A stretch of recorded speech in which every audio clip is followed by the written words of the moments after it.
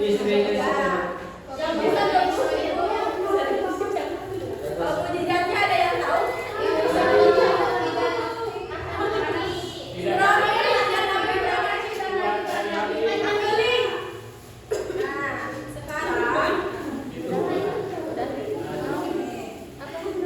Kisah Nabi Ibrahim adalah utusan Allah Subhanahu wa taala. Beliau keturunan ke-10 dari Nabi Nuh. Ayahnya bernama Azar.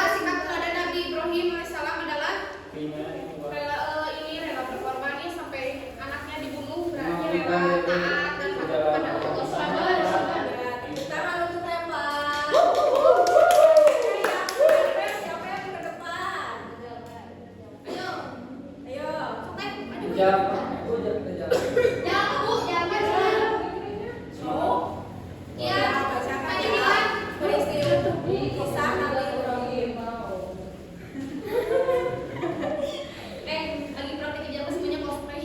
Jadi nangis dulu.